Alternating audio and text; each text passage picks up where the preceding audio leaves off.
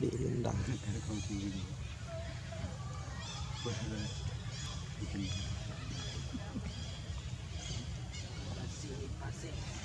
tôi bày cái tiền xin ông tăng này chứ không nói xin ông tăng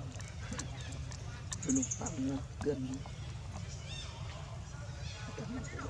bài xin này bài xin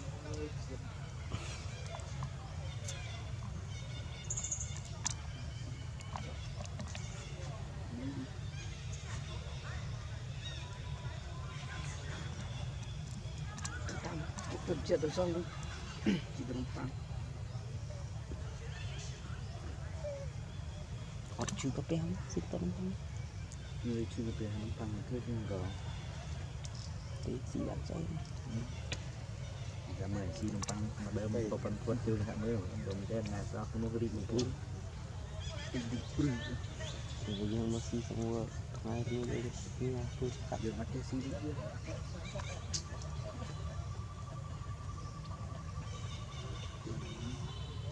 sạch luôn snow đấy đừng lấy đi xưa đồng tăng camera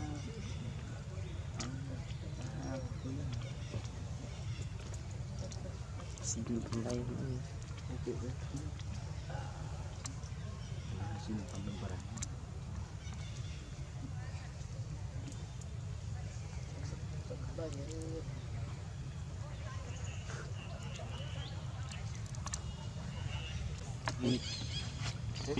cha thì làm chuyện lâu trong lúc vui nó đi thôi vui đâu nghe nữa đấy xong trong buôn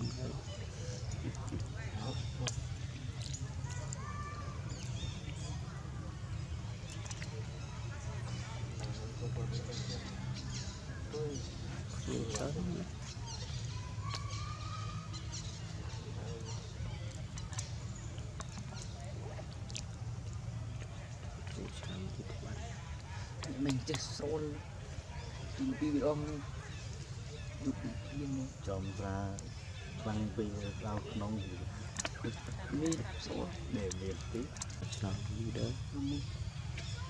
bảy mình thế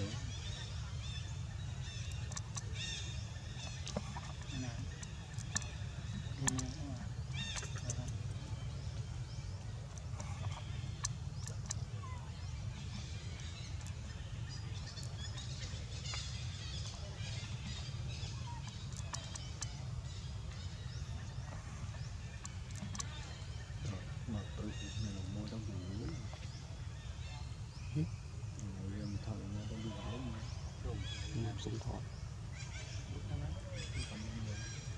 tụ sắp rất đọc là bây vâng cái này ăn hơi thì không rồi quan pra ra phải bởi vì đây nó hiện tinh tới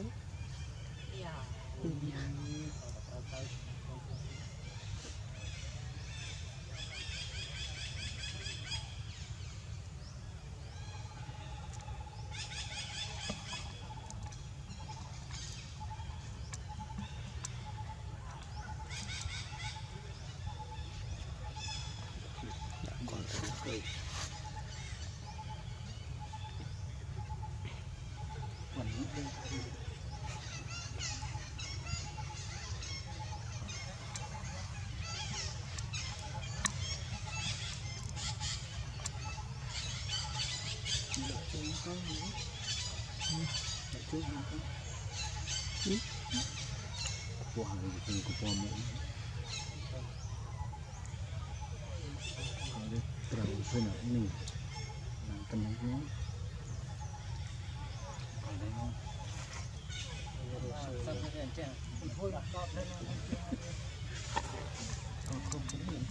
thôi phải nhanh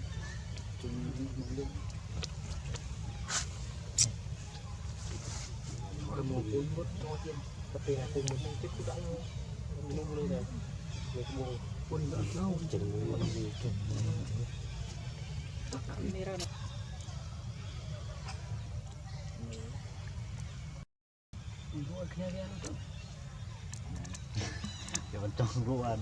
cangguan ini. à mình xem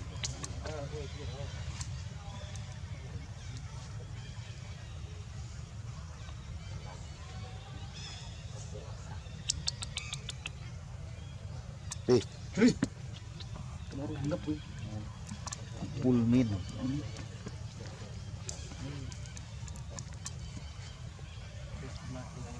handphone